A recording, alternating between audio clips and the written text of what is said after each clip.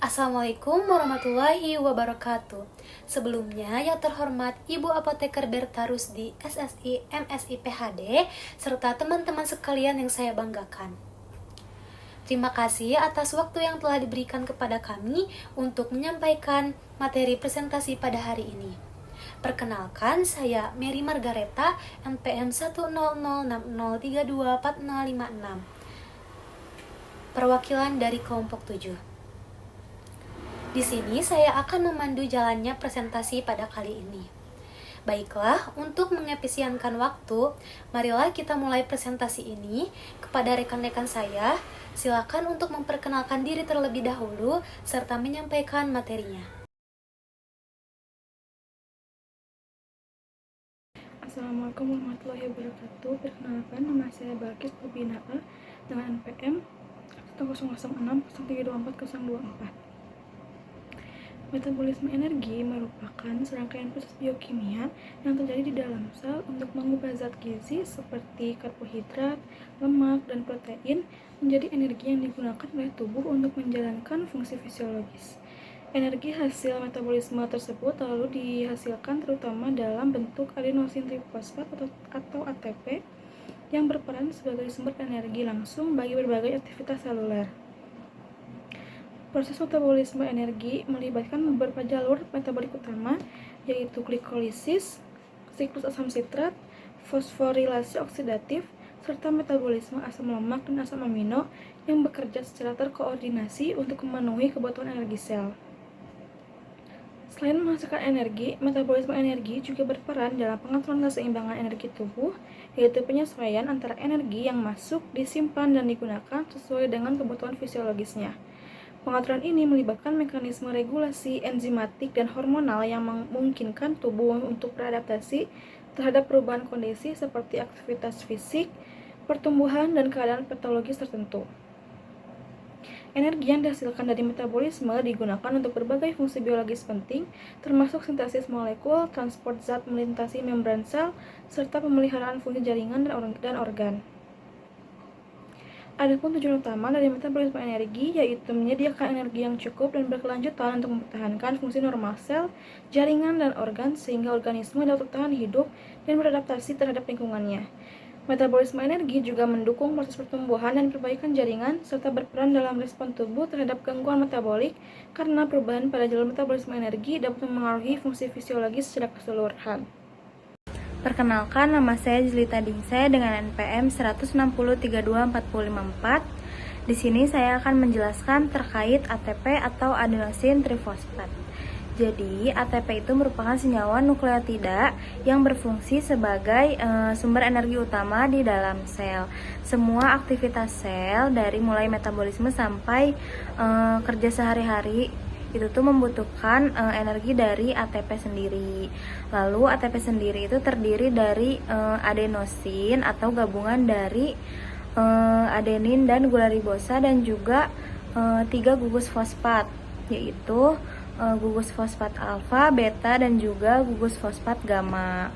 Energi ATP itu tersimpan di ikatan antar gugus fosfat, terutama pada ikatan gugus fosfat kedua dan ketiga. Saat sel membutuhkan energi, ATP itu akan dihidrolisis menjadi ADP, lalu akan menghantarkan energi. Kemudian energi itu digunakan oleh sel. Lalu ATP itu sangat penting karena ATP itu digunakan untuk banyak proses penting seperti kerja enzim dalam metabolisme, transport zat masuk dan keluar sel, kontraksi otot, pembentukan molekul, dan juga penghantaran impuls saraf. Nah, karena ATP terus digunakan, sel juga terus memproduksi ATP supaya fungsi dan sel tubuh tetap berjalan dengan normal. Saya Agnia Nabila Syakiran dengan NPM 10060324051. Selanjutnya yaitu tahapan utama metabolisme karbohidrat.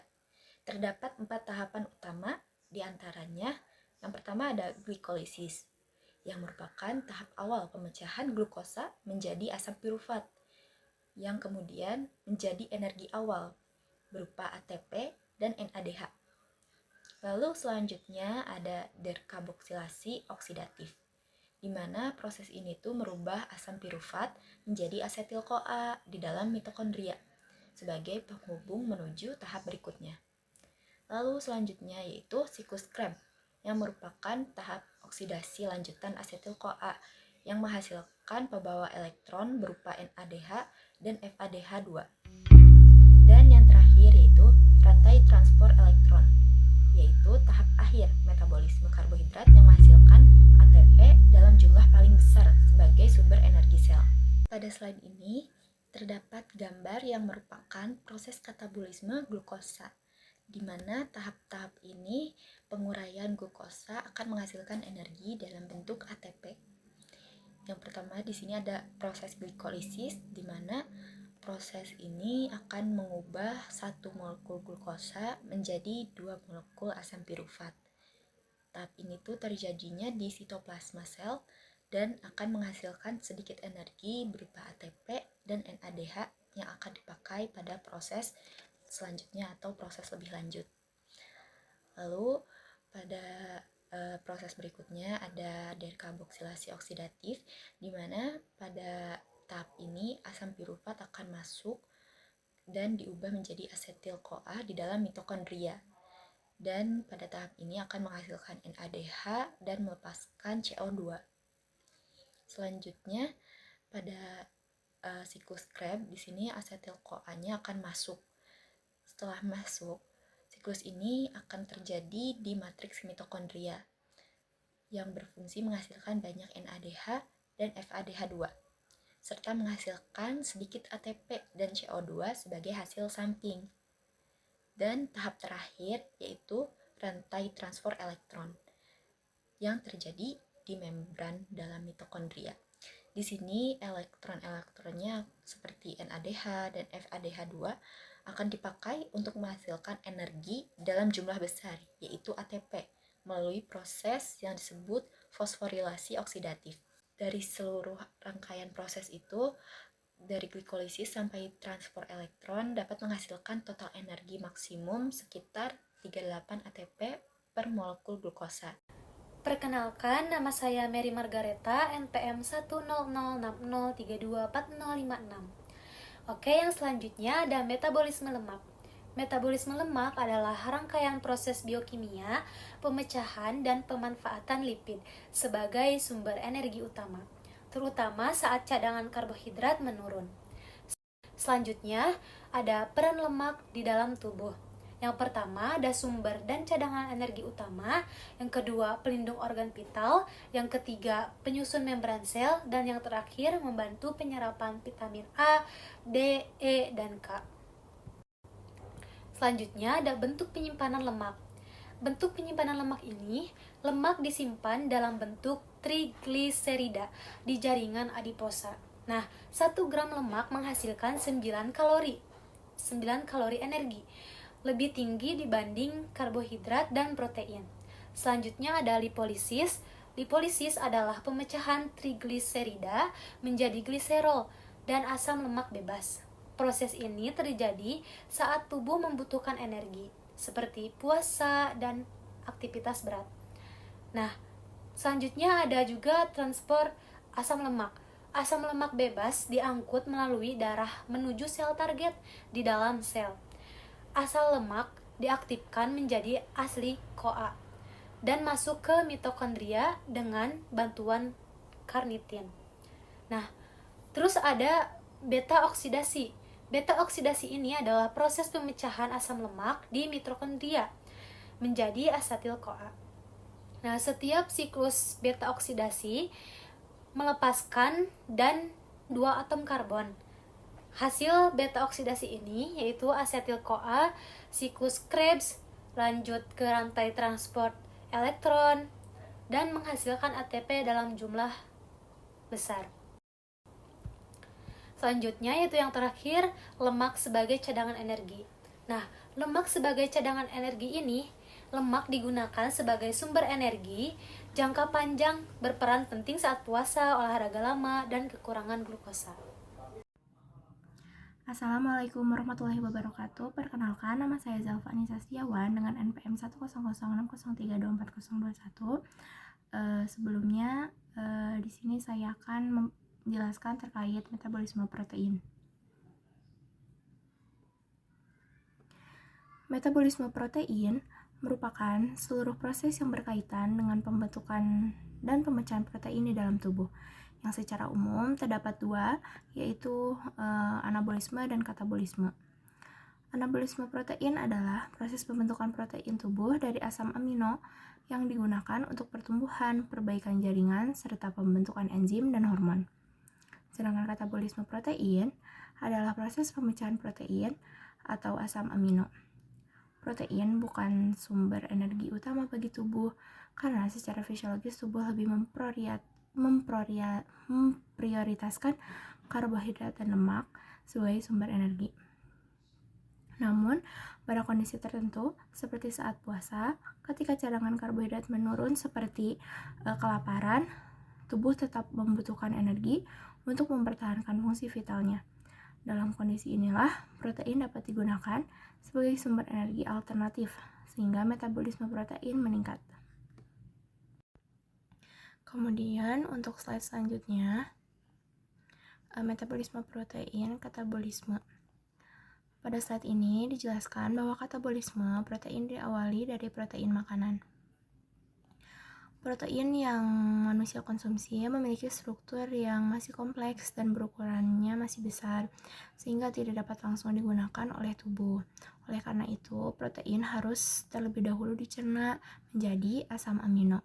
Asam amino yang terbentuk kemudian diserap ke dalam darah dan diedarkan ke seluruh jaringan tubuh. Setelah masuk ke dalam sel, asam amino tidak semuanya langsung digunakan untuk pembentukan protein. Sebagian asam amino tetap digunakan untuk sintesis protein tubuh. Namun, kelebihan asam amino akan masuk ke jalur katabolisme untuk dimanfaatkan sebagai energi. Ketika asam amino digunakan sebagai sumber energi, tahap awal yang harus terjadi adalah pelepasan gugus amino. Karena gugus amino mengandung nitrogen yang tidak dapat langsung dimetabolisme sebagai energi. Proses pelepasan gugus amino ini disebut dengan deaminasi. Dari proses deaminasi dihasilkan dua komponen utama, yaitu amonia, yaitu NH3, dan rangka karbon. Bagian dari amonia ini sifatnya sangat toksik, terutama bagi sistem saraf, sehingga keberadaannya di dalam tubuh harus segera diatasi. Sebaliknya, rangka karbon merupakan bagian yang justru akan dimanfaatkan lebih lanjut dalam proses pembentukan energi.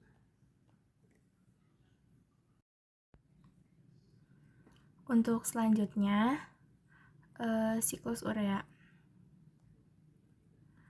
Amonia yang terbentuk dari proses deaminasi tidak dibiarkan beredar bebas di dalam tubuh. Amonia ini akan dibawa ke hati, yang merupakan organ utama dalam metabolisme nitrogen. Di dalam hati, amonia akan diubah menjadi urea melalui siklus urea. Siklus urea ini memiliki fungsi sebagai mekanisme detoksifikasi, yaitu dapat mengubah senyawa yang bersifat toksik menjadi bentuk yang lebih aman bagi tubuh. Urea yang terbentuk kemudian akan dilepaskan ke dalam darah dan selanjutnya akan dikeluarkan melalui urin oleh ginjal. Walaupun pada siklus urea tidak dihasilkan ATP, proses ini merupakan salah satu proses yang sangat penting karena dapat menjaga tubuh dari efek toksik amonia. Kemudian selanjutnya terdapat proses rangka karbon pada metabolisme protein. Pada metabolisme protein, asam amino ini tidak hanya berperan sebagai penyusun protein, tapi juga dapat dimanfaatkan sebagai sumber energi. Proses ini dimulai dengan pelepasan gugus amino melalui reaksi deaminasi, sehingga terbentuk rangka karbon atau kerangka karbon asam amino. Rangka karbon ini kemudian akan masuk ke jalur metabolisme utama tubuh, tergantung jenis asam aminonya. Rangka karbon dapat diubah menjadi beberapa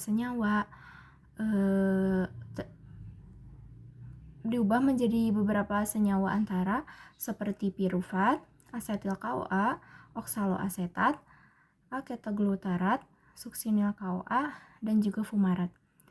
Senyawa-senyawa ini merupakan dari glikolisis dan siklus Krebs.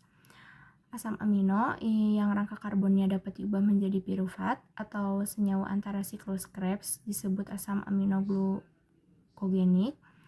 Asam amino ini dapat digunakan untuk pembentukan glukosa melalui gluconeogenesis, terutama saat tubuh ini kekurangan karbohidrat, seperti saat puasa ataupun kelaparan. Sementara itu, untuk asam amino yang rangka karbonnya diubah menjadi asetil KOA atau asetoasetat disebut asam amino ketogenik.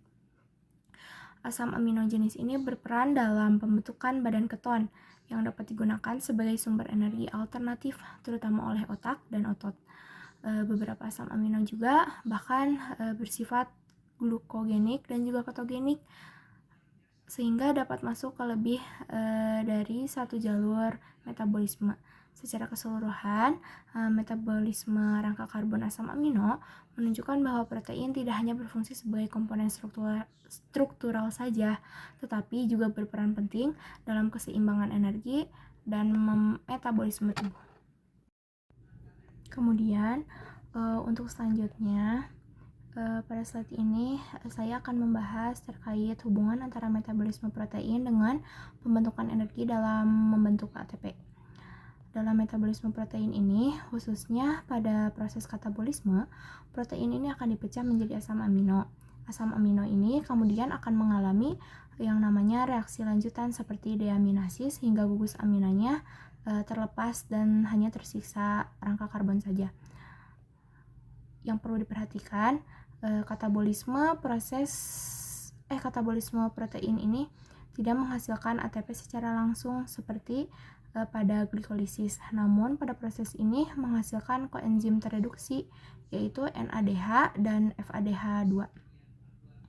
NADH dan FADH2 ini berperan penting karena nantinya akan masuk ke dalam rantai transport elektron di mitokondria. Kemudian disinilah ATP benar-benar dihasilkan melalui proses yang disebut fosforilasi oksidatif. Selain itu, rangka karbon dari asam amino dapat masuk ke berbagai jalur metabolisme seperti siklus Krebs sehingga akan ikut berkontribusi dalam produksi energi. Jadi dapat disimpulkan bahwa energi dari protein tidak diperoleh secara langsung, namun melalui perantara NADH dan juga FADH2 yang akhirnya akan menghasilkan ATP pada tahap fosforilasi oksidatif. Untuk selanjutnya, setelah membahas terkait katabolisme pada protein dan menghasilkan ATP, selanjutnya akan membahas terkait anabolisme pada protein. Pada slide ini akan membahas metabolisme protein pada proses anabolisme, yaitu di mana reaksi penyusunan molekul kompleks dari molekul yang lebih sederhana. Pada konteks ini, anabolisme protein berfokus pada pembentukan asam amino saja yang nantinya akan digunakan untuk menyusun protein di dalam sel. Berdasarkan gambar jalur metabolisme, asam amino disintesis dari senyawa antara seperti glikolisis, siklus Krebs, dan jalur pentosa fosfat. Contohnya seperti pada gambar yaitu senyawa 3-fosfoglycerat dapat membentuk serin dan juga glisin. Pirufat dapat membentuk alanin, valin, dan leusin, sedangkan oksaloasetat dan aketoglutarat berperan sebagai prekursor pembentukan asam amino seperti aspartat dan juga glutamat. Hal ini menunjukkan bahwa metabolisme karbohidrat dan protein saling berhubungan erat. Proses anabolisme protein memerlukan energi yang menunjukkan dengan kebutuhan ATP dan juga NADPH. Energi ini digunakan untuk menjalankan reaksi kimia dalam pembentukan asam amino, termasuk reaksi transaminasi dan juga aminasi reduktif. Oleh karena itu, anabolisme tidak menghasilkan energi, melainkan justru membutuhkan energi. Jadi dia itu akan menggunakan energi dari hasil katabolisme. Asam amino yang terbentuk memiliki peran penting dalam tubuh manusia, terutama dalam sintesis protein. Protein sangat dibutuhkan untuk pertumbuhan jaringan, pembentukan enzim, dan hormon, serta juga berguna untuk memperbaiki sel-sel yang telah rusak di dalam tubuh. Tanpa proses anabolisme protein, tubuh tidak akan mendapat pertahanan struktur dan fungsinya secara optimal. Regulasi metabolisme energi merupakan mekanisme tubuh untuk menjaga keseimbangan antara kebutuhan dan ketersediaan energi, terutama melalui kerja hormon insulin dan glukagon. Kedua hormon ini berperan penting dalam mengatur kadar glukosa darah agar tetap stabil sehingga sel dapat memperoleh energi yang cukup untuk menjalankan fungsi fisiologis secara normal. Insulin merupakan hormon yang dilepaskan saat kadar glukosa darah meningkat, terutama setelah makan, dan berfungsi menurunkan glukosa darah dengan meningkatkan pengambilan glukosa oleh sel, merangsang pembentukan glikogen, serta menghambat pemecahan glikogen. Sebaliknya, glukagon dilepaskan ketika kadar glukosa darah menurun dan berfungsi meningkatkan glukosa darah dengan merangsang glikogenolisis dan gluconeogenesis di hati. Pada kondisi kenyang, insulin mendominasi sehingga glukosa digunakan dan disimpan sebagai cadangan energi. Sebaliknya, pada kondisi puasa, kadar glukagon meningkat untuk mempertahankan ketersediaan glukosa darah melalui pemecahan cadangan energi sehingga tubuh tetap memperoleh energi meskipun tidak ada asupan makanan. Perkenalkan, nama saya Julita Dingsih dengan NPM 160324554. Selanjutnya, kesimpulan dari materi ini yaitu metabolisme energi itu merupakan serangkaian proses biokimia yang terjadi di dalam tubuh yang bertujuan untuk menghasilkan ATP sebagai sumber energi di dalam sel. Nah, energi itu berasal dari 3 zat gizi utama, yaitu karbohidrat, lemak, dan juga protein. Karbohidrat sendiri merupakan sumber energi utama yang dimetabolisme melalui proses glikolisis, siklus Krebs, dan juga rantai transport elektron. Lalu yang kedua ada lemak.